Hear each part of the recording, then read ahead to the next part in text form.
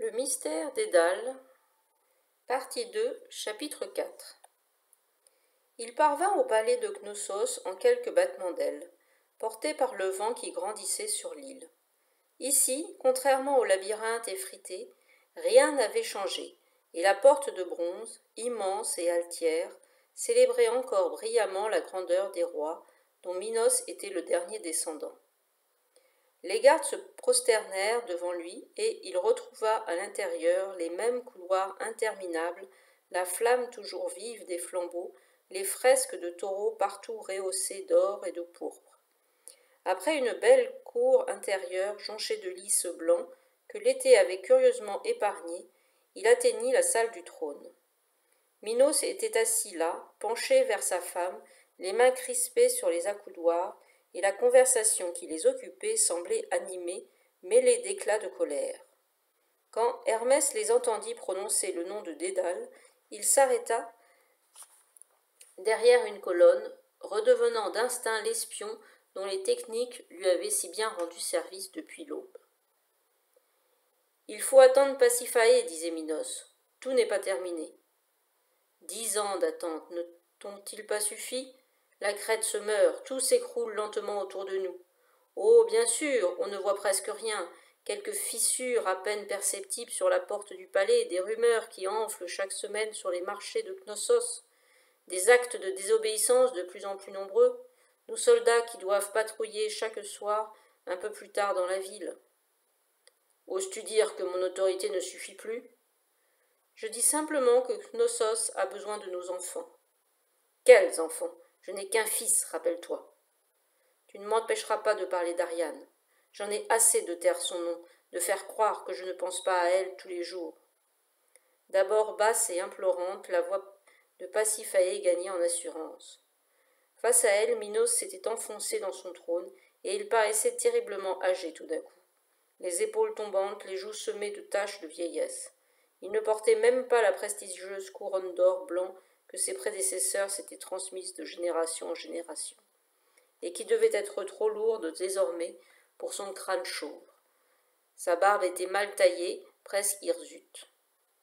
Et il ne s'agit pas seulement de notre fille, poursuivit la reine. Nous avons fait tant de mal à cette île depuis des décennies. Les dieux ne nous le pardonneront jamais. Qu'ai-je à faire des dieux ? Ils nous ont toujours préférés à Athènes, et pourtant mon île a tenu bon sans leur aide. Tu as tort de ne pas craindre Apollon. Minos eut un ricanement mauvais. Oh, Apollon, je doute qu'il revienne un jour sur cette île. Et Sotérios, le rappelleras-tu un jour ?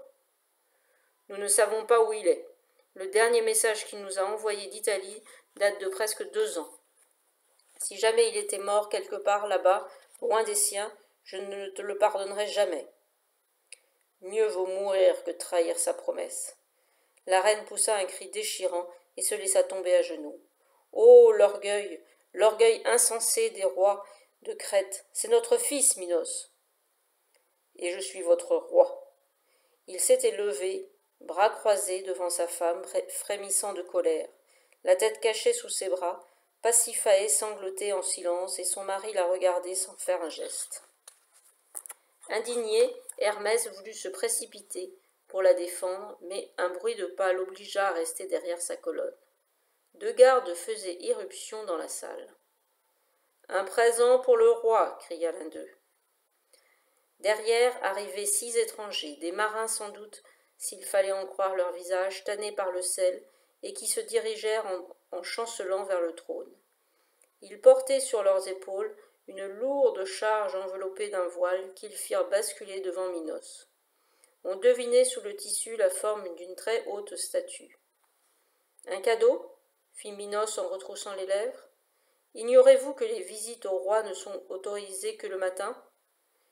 Hésitant à répondre, les marins se regardèrent à la dérobée, et de la colonne où il avait du mal à rester en place, Hermès sentit une pointe d'inquiétude dans leurs yeux. Quelque chose se préparait qui ne lui inspirait aucune confiance. « C'est que nous venons de Sicile. C'est Héphaïstos qui nous envoie. »« Héphaïstos » répliqua Minos. Tu veux parler de ce Dieu auquel nous avons commandé la couronne de nos rois il y a des siècles et qui a fini par nous oublier en installant ses forges en Sicile? Il revient bien tard, il me semble, sur les terres qui lui ont fait tant d'honneur. » Avec une moue de mépris, il fit le tour de la statue, passa une main sur le tissu qui la recouvrait, comme pour en apprécier la qualité. « S'il veut acheter mon pardon, il faudra qu'il en paye le prix, et je ne suis pas certain qu'un vulgaire caillou y suffise. » Lentement, savourant le plaisir de se savoir honoré par un dieu, il dénoua la corde qui retenait le voile, et ce qui apparut alors arracha à tous un cri d'effroi. C'était une sculpture du Minotaure, immense, effrayant, tel qu'Hermès en avait trouvé le tracé sur la porte de Cume, tel qu'il l'avait toujours imaginé sans oser y croire. Aucun détail n'avait été négligé pour en restituer la monstruosité. Des pattes lourdes de taureau, un poitrail dressé, des aiguilles de pierre hérissées sur la nuque et sur le front de marbre, large et bosselé, des cornes avides, presque aussi longues que ses bras. Sous la broussaille des sourcils, deux pierres volcaniques d'une noirceur effrayante. Minos se ressaisit. Quelle est cette plaisanterie? Les dieux ne se lasseront donc jamais de se jouer de nous? Il s'avança d'un pas furieux vers les marins, et l'un d'eux, comme pour se défendre, lui tendit un coffret en bois, pas plus large que sa paume. Vous répondrez de cette insolence, fulmina Minos, en lui arrachant la boîte des mains. Il en sortit une petite clé noire, et le marin lui montra une chaîne enroulée autour du Minotaure, fermée par une serrure métallique. Une chaîne noire. Hermès se rappela celle qu'il avait vue le matin même, totalement identique sur les statues façonnées par Dédale. Il avait eu raison de craindre le pire, c'était un piège. Mais avant même qu'il n'ait eu le temps de se précipiter, Minos avait enfoncé la clé dans la serrure, et la chaîne était tombée au sol avec un tintement sinistre. Les yeux de la statue s'allumèrent brusquement. De cet éclat qui couve parfois sous la croûte des volcans, et la poitrine palpita, s'élargit lentement, à mesure que les poumons de marbre se remplissaient d'air. La gueule s'ouvrit, large, barrée de mâchoires aiguës, et un mugissement sourd retentit dans la salle, rocailleux comme l'écroulement d'une montagne. Pasiphaë se précipita derrière le trône où elle s'agenouilla. Alertés par le cri, des soldats accoururent et se figèrent sur le seuil, trop surpris pour songer à brandir leurs lances. Mais ce n'est pas à eux que s'intéressait le monstre. Lentement, il pencha la tête vers Minos, fit claquer sur le sol ses sabots de granit, puis il chargea de toute la puissance de ses pattes. Minos recula vers une colonne à laquelle il s'adossa, et levant fièrement le menton, il attendit. Il ne bougera pas, se dit Hermès, saisi par l'horreur. Il va le laisser venir à lui comme un condamné à mort. Il ne bougera pas. À la dernière seconde, pourtant, au moment où les cornes allaient s'enfoncer dans sa poitrine, Minos en esquiva la pointe et pivota derrière la colonne que le monstre heurta de plein fouet. Le choc fut si violent que son front décela un bloc de pierre et le pilier tout entier s'effondra, s'arrachant du plafond où il laissa un trou béant. Déséquilibré, le Minotaure mit un genou à terre, un morceau de marbre accroché aux cornes, et il tenta de s'en débarrasser en secouant violemment la tête. Des fragments de marbre volèrent partout autour de lui. Il n'entendit pas, sans doute, le craquement sinistre qui traversa la salle d'un mur à l'autre, et dans un fracas épouvantable, ce qui restait du plafond s'écroula sur son dos. Un nuage de poussière enveloppa la pièce, et lorsqu'il fut retombé, les gardes allèrent se poster autour des gravats, la lance en avant. Le monstre enseveli ne bougeait plus. Tous espéraient qu'il était vaincu, qu'il ne se relèverait pas, et on attendait sans respirer, sans oser réagir. Pasiphaë regardait sans cligner des yeux, un poing enfoncé dans la bouche. Alors d'infimes cailloux roulèrent au sol en cliquetant un à un, Les débris s'éboulèrent, et quand le tas de décombres eut achevé de se disperser, le Minotaure se dégagea avec la majesté impitoyable d'une montagne.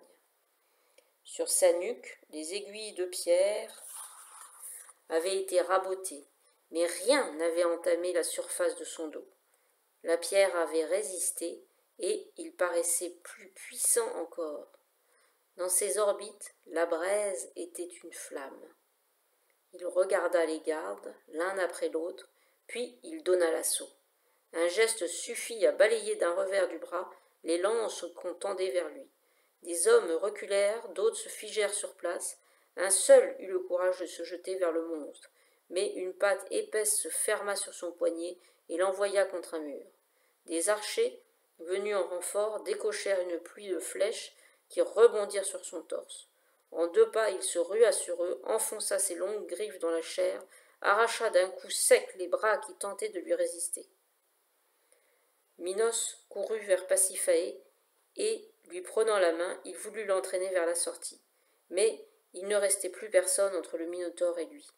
Le monstre leva son museau plein de sang et se lança à sa poursuite, fracturant sous ses sabots le beau sol de marbre. Hermès sut alors qu'il n'y aurait rien à faire. Tous les gardes du palais pouvaient bien accourir, rien n'arrêterait jamais cette masse de pierre en marche, ni les armes ni les hommes. Et c'est justement ce qui le décida enfin à agir. Dégainant le poignard qu'il avait volé en Afrique, il s'interposa entre le Minotaure et sa proie. Peut-être parviendrait-il à entamer la pierre. Peut-être la lame s'enfoncerait-elle assez pour atteindre le cœur. Mais une statue a-t-elle un cœur? Le monstre fonça sur Hermès. Le fer du poignard se brisa sur sa poitrine, et sans même ralentir sa course, il frappa du poing le crâne d'Hermès. L'Olympien s'écroula à terre, et tandis que les cris continuaient plus loin dans le palais, il perdit connaissance. Fin du chapitre 4, partie 2.